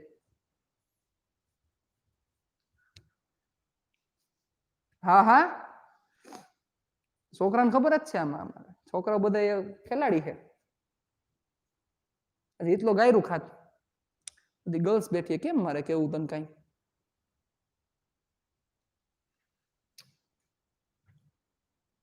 હર્ષિલ આપ્યો છે ભાંગો ટ્વીટ આન્સર. પછી રિયાએ કીધું, શું કીધું? પરાવર્તિત કિરણ જે હાલી નીકરમાં એ આમ નો હોય રિયા, આમ નો હોય. હું તમે યાર મહાદેવ મહાદેવ, પરાવર્તિત કિરણો ભેગા થાય બિંદુ નો એ બા, એમ નો હોય, એમ નો હોય. Urvi says yes yes yes yes yes. આ હિતને સાંભળવી જ છે. મુદ્દો એનો એવો જ છે, સાંભળવી જ છે કે ઈશારામાં કહી દેવાય એમ. ટૂંકમાં એને મુદ્દો સાંભળવી જ છે. ઉર્વી સેઝ અનંત અંતરેથી આવતા કિરણો જે બિંદુએ ભેગા થાય તેને. ચાલો સાંભળો, શ્રુતિએ પેલો આન્સર આપ્યો તો પછી 2-3 જણાએ આન્સર આપ્યા છે ભાઈગા ટ્વીટર એવા. હર્ષિલે સારો આન્સર આપ્યો તો.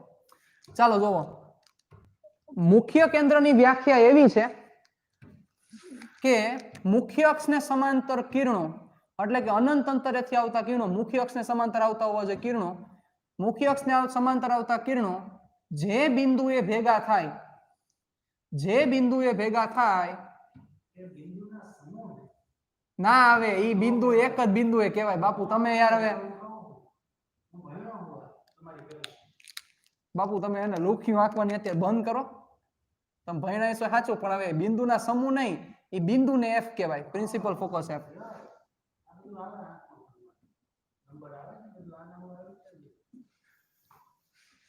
હાલો રેડી? બચાવ. યસ, જો સાંભળો, મુખ્ય અક્ષને સમાંતર કિરણો એવું જરૂરી નથી ઇન્ફિનિટી થી જ આવતા હોય, doesn't required, but E principal axis ને પેરેલલ હોવા જોઈએ. આજે આમાં થોડીક ડિસ્કશન પણ છે, હું પછી કરીશ, અત્યારની. મુખ્ય અક્ષને સમાંતર કિરણો પરાવર્તિત થઈને જે બિંદુએ કેન્દ્રિત થાય તે બિંદુને મુખ્ય કેન્દ્ર F કહે છે, which is denoted by F. Now what's the, એવું નો કહેવાય બા તમે લુખ્યું આંકોમાં, બાકી પરાવર્તિત કિરણો ભેગા કેટલી જગ્યાએ ભેગા થાય. You can't say proper. You should give a perfect definition. ચાલો ચાલો, હવે કેન્દ્ર લંબાઈ કોને કહેવાય? કેન્દ્ર લંબાઈ, that is the focal length which is denoted by F. This is not frequency, this is focal length. Please remember it. Yes, F અને P વચ્ચેના ડિસ્ટન્સ ને F કહેવાય. યસ હિત બરોબર છે. F અને P વચ્ચેના અંતરને, ચાલો ઘણા જે આન્સર આપે છે હું સાંભળું છું બધાના, મુખ્ય કેન્દ્ર અને P વચ્ચેના અંતરને કેન્દ્ર લંબાઈ કહેવાય. Okay Shruti, માનસીબા retraced its message. F to P, P to F, P થી F, F અને P વચ્ચેના distance. Okay forum, Harshil, Mehta, Yashvi, Ayushi, દ્રષ્ટિ, કૃતિ, ચૌહાણ, આ અવનિકા, ડાંગર, Sanjana, Riya, F to P ને હિત, વાહ હિત, વિમલ, P થી F, F અને P વચ્ચેના અંતર. યસ ચાલો રેડી રેડી રેડી, હાલો સાચા છો. ઓકે, દર્પણ મુખ,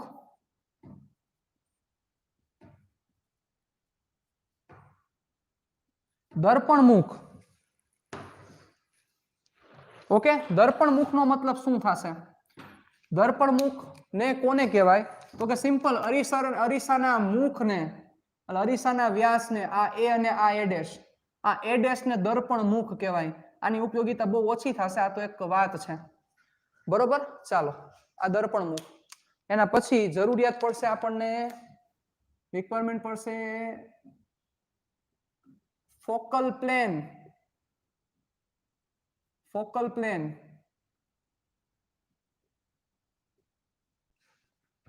ready? Focal plane, focal plane Q થી Q ડેશ. આ Q શું છે? અહીંયા હાલો, ક્યાં બાપુ? બાપુ સાચું બોલ્યા, અડધું સાચું બોલ્યા. ફોકલ પ્લેન કોને કહેવાય? હાલો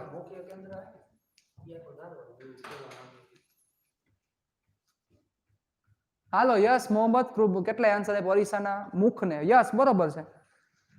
મુખ્ય કેન્દ્રમાંથી પસાર થતા ને મુખ્ય અક્ષને લંબ હોય એવા કાલ્પનિક સમતલને. Okay Shruti, Shruti giving perfect answer today.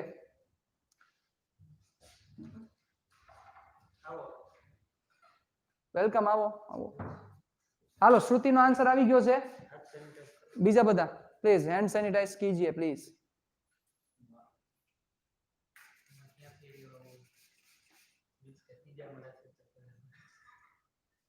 હા હા બરોબર છે.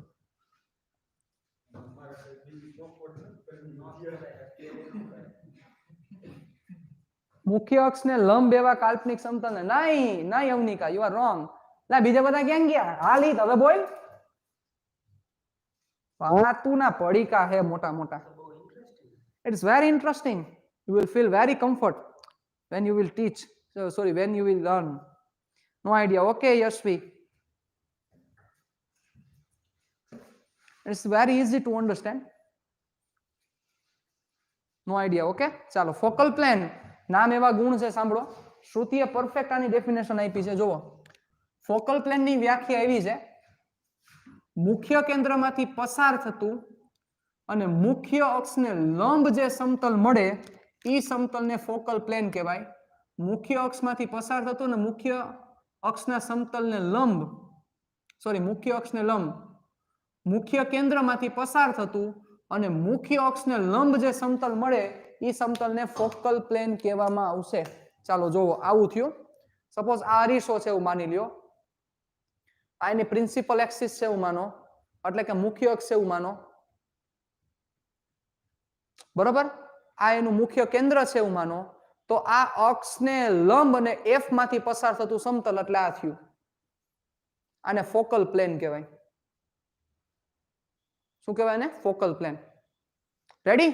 ચાલો clear? Okay Vimal, not a big deal. ચાલો એના પછી પેરેક્સિયલ કિરણો. હાલો બાપુ.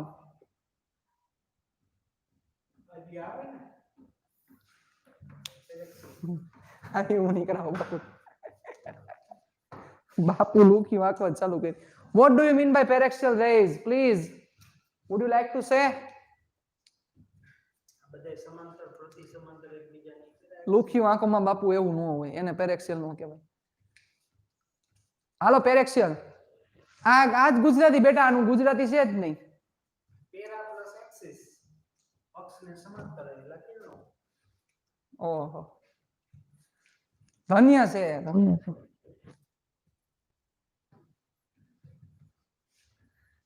હાલો નો આઈડિયા. હાલો બીજા બધા. એવું નથી આવ્યું. પેરેક્સિયલ કિરણો ચાલો સાંભળજો. It's very easy. મુખ્ય અક્ષની નજીકથી પસાર થતા કિરણોને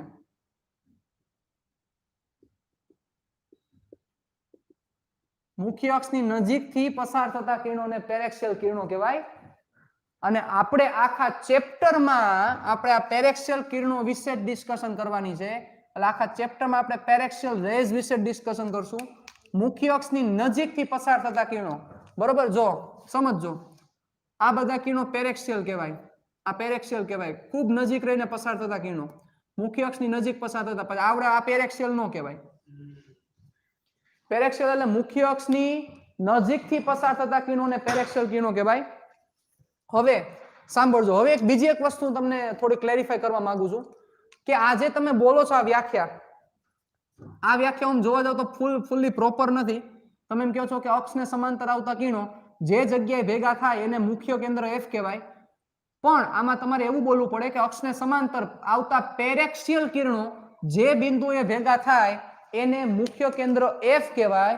ચાલો ચાલો તમે કદાચ જોયું નહીં હોય, શ્રુતિ તે કીધું હશે પણ જોયું નહીં હોય મેં, બરોબર. પણ હવે જે સમજવા જેવી વાત છે એ હું તમને કહું કે મુખ્ય કેન્દ્ર જે એફ છે, બરોબર. તમે જે આ કોઈ એક અરીસો લ્યો છો, બરોબર. તો આ અંતર્ગોળ અરીસા પાસે એવી કેપેસિટી નથી હોતી કે બધા કિરણોને મુખ્ય અક્ષ ઉપર ભેગા કરે, મતલબ કે કોઈ એક બિંદુએ ભેગા કરે એવું નથી. બધા કિરણોને ભેગા ન કરી શકે, એ પેરેક્સિયલ કિરણોને જ ભેગા કરી શકે એવી એની પાસે તાકાત નથી, હવે એની પાસે પાવર નથી. આટલા બધા જુદા જુદા કિરણો હોય તો એક બિંદુએ ભેગા ન થાય, જુદા જુદા બિંદુએ ભેગા થાય. પણ તમારે જો બધા બિંદુને ભેગા કરવા હોય, બધા બિંદુને તમારે ભેગા કરવા હોય તો તમારે કયો અરીસો વાપરવો પડે? પેરેબોલિક અરીસો વાપરવો પડે.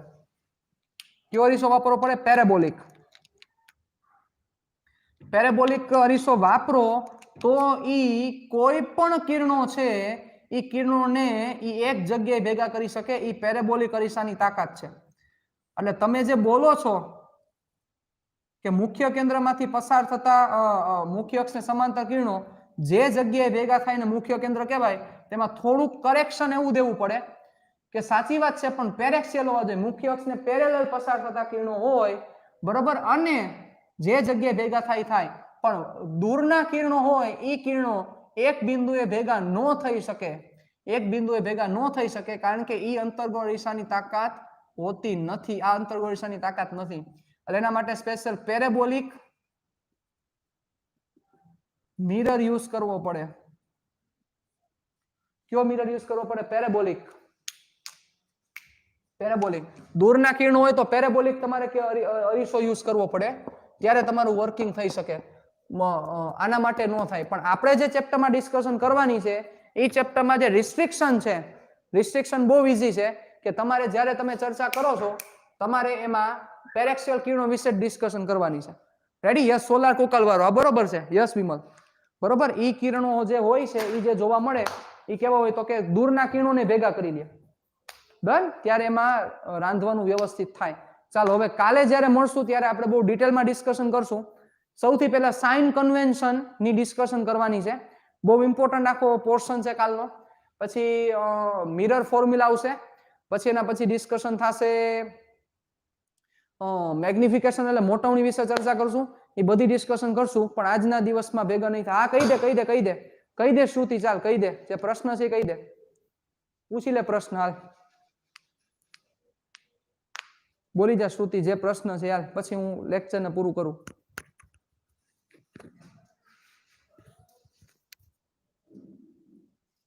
દસ મિનિટ પછી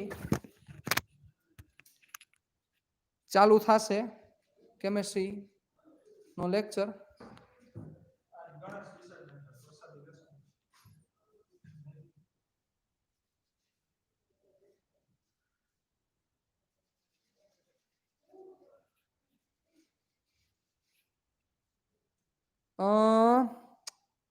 એની કોઈ મેથેમેટિકલ કે પ્રેક્ટિકલ સાબિતી છે જ, બરોબર, પણ મેથેમેટિકલ હશે પણ મને પૂરી ખ્યાલ નથી શ્રુતિ. થીટા i = થીટા r, બરોબર, અને પ્રેક્ટિકલ સાબિતી તો છે, પ્રેક્ટિકલ કરેલા છે, પ્રેક્ટિકલમાં તો થાય જ, બરોબર, પણ મેથેમેટિકલ છે કે નહીં એ મને ખાસ ખ્યાલ નથી પૂરો, એટલે હું તને એનો આન્સર પ્રોપર નહીં દઈ શકું. રેડી? બાય.